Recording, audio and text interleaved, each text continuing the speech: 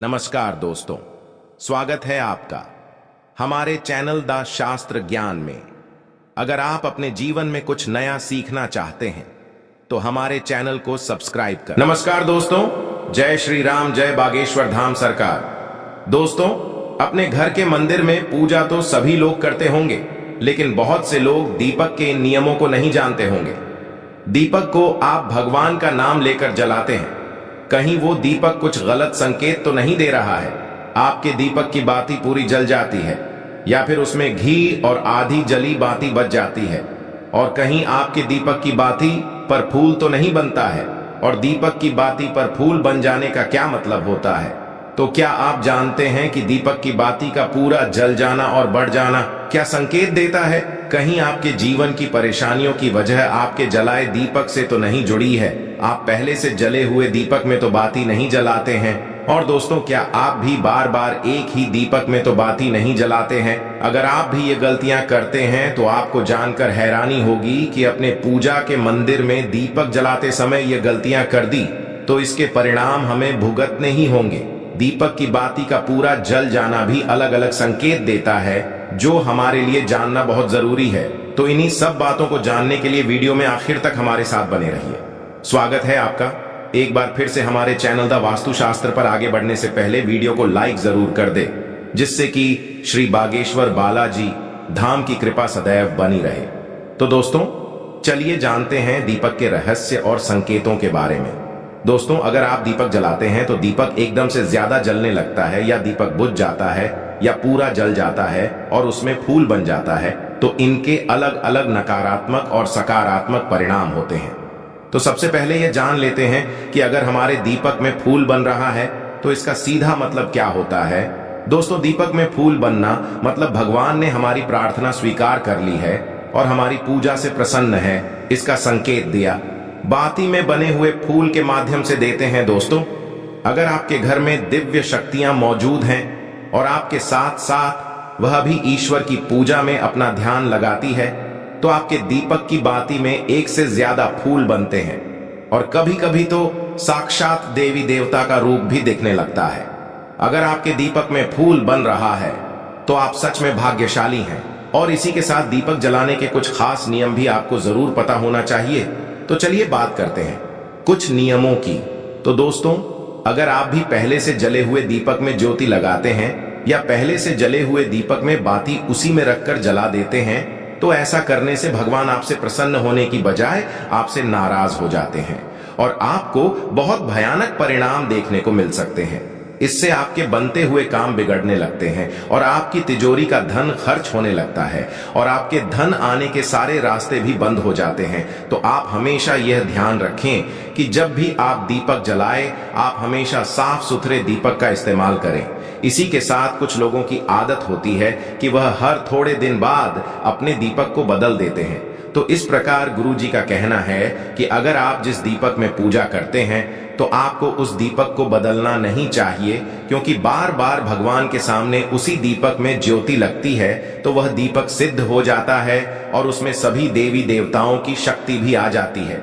और साथ ही आप जब भी दीपक जलाते हैं तो आपका तन और मन दोनों पवित्र हो जाता है। तो आप हर रोज उस दीपक को साफ कीजिए, फिर उसमें बाती रखकर जलाइए। आप जितनी बार भी दीपक जलाए उतनी बार उस दीपक को साफ करके बाती जलाए। लेकिन अगर आप गलती से भी उसको बदलते हैं तो आपकी तरक्की में रुकावट आ जाती है। दोस्तों, गुरु जी का कहना है कि आप अपने दीपक को कभी मत बदलिए। लगातार 10 साल 20 साल तक आप उसी दीपक में दीपक जलाए और अपने दीपक को सिद्ध हो जाने दीजिए। और दोस्तों, अगर आपको इस दीपक का चमत्कार भी देखना है तो आपके घर में कोई रोगी या बीमारी है या कोई लंबे समय से बीमार रहता है, तो आपको क्या करना है कि इस दीपक को शुद्ध पानी में थोड़ा गंगा जल मिलाकर डाल दीजिए और दीपक को बाहर निकाल लीजिए। उसके बाद उस पानी को रोगी व्यक्ति को पिला दीजिए। तो इससे क्या होगा कि वो रोगी व्यक्ति ठीक हो जाएगा और साथ ही वह चलने फिरने लगेगा। इससे उसका मानसिक संतुलन बिगड़ा हुआ था वह भी ठीक हो जाएगा, क्योंकि उसमें सभी देवी देवताओं की शक्ति हो उसमें आ जाती है। तो चलिए अब बात करते दूसरे उपाय की। अगर आपके घर में किसी को बार बार नजर लगती हो या उसको कोई बुरी नजर लगी हुई हो, साथ ही आपके व्यापार को भी किसी की नजर लगी हो, आपका धंधा अच्छे से नहीं चल रहा हो, तो भी आप इस दीपक को तांबे के बर्तन में पानी में भिगोकर डाल दीजिए, रात भर के लिए छोड़ दीजिए। अगले दिन सुबह पानी का छिड़काव अपने पूरे घर में और अपनी दुकान में कीजिए। ऐसा करने से आपको अच्छे परिणाम दिखाई देंगे, क्योंकि जब हम लगातार एक ही वस्तु का प्रयोग अपनी पूजा में करते हैं तो वह वस्तु शुद्ध हो जाती है। भगवान की पूजा होती है, वह भी उस वस्तु में समा जाती है। कभी भी अपने मंदिर के दीपक को बदलने की गलती ना करें। अगर आपके मंदिर का दीपक टूट जाता है या फिर खराब हो जाता है या खंडित हो जाता है, तभी आप दीपक को बदलें, लेकिन फिर भी आप उस दीपक को न फेंकें, बल्कि उन्हें अपने घर में संभाल कर रखें, क्योंकि वह दीपक बहुत ही पुराना होता है। उसमें सिद्ध किया हुआ दीपक की शक्ति आ जाती है, उसमें सकारात्मक ऊर्जा भी उस दीपक में आ जाती है। तो चलिए दोस्तों, अब बात करते हैं, अगर आपके दीपक में घी बच जाता है तो इसका क्या परिणाम होता है। तो सबसे पहले यह देखें कि अगर आप किसी भी पेड़ पौधे की पूजा कर रहे हैं, उस पूजा में जलाया हुआ दीपक पूरा नहीं जलता या फिर उसमें घी बच जाता है, तो इससे आपके घर में बीमारियां घर बना लेती हैं।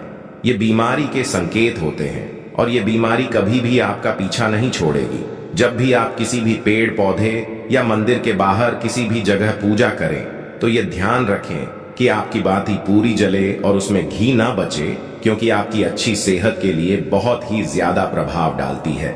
और वही दोस्तों, अगर आपके घर के मंदिर में दीपक की बाती पूरी नहीं जलती या पूजा करते समय दीपक बार बार बुझ जाता है, तो यह जरूर आपके घर में नकारात्मक ऊर्जा का वास है और वह आपकी पूजा में विघ्न डालने की कोशिश कर रही है, क्योंकि आपके घर में नकारात्मक शक्तियों का वास हो चुका है। और उसको सकारात्मक शक्तियों में बदलने के लिए आपको क्या करना होगा? आपको करना होगा कि आप स्वच्छ तन मन से दीपक जलाएं, भगवान श्री राम का और बालाजी महाराज का नाम लें। इससे आपके जीवन में सकारात्मक ऊर्जा बढ़ेगी और नकारात्मक ऊर्जा खत्म हो जाएगी। क्योंकि दोस्तों, आपको पता होगा कि एक वातावरण में एक ही तरह की ऊर्जा रह सकती है, या तो सकारात्मक ऊर्जा या फिर नकारात्मक ऊर्जा। और जो बुरी शक्तियां होती हैं, वो ये कभी नहीं चाहती कि आपके घर में दैवीय शक्तियों का वास हो, क्योंकि अगर आपके घर में भगवान अपनी कृपा करते हैं तो उन बुरी शक्तियों को वहां से जाना पड़ेगा। तो यह बुरी शक्तियां हमेशा यही कोशिश में रहती है कि आपकी पूजा में रुकावट आए, और इसी के प्रभाव से हमारा दीपक बार बार बुझ जाता है या फिर हमारे दीपक की बाती पूरी नहीं जल पाती है। तो इन सब से बचने के लिए आपको क्या करना है, और आपको सच्चे मन से भगवान का स्मरण करना है। और आप जब भी दीपक जलाए तो भगवान से सबसे पहले यह प्रार्थना करें कि आपके आसपास जितनी भी नकारात्मक ऊर्जा है आपसे दूर हो जाए और घर में सकारात्मक ऊर्जा का वास हो जाए।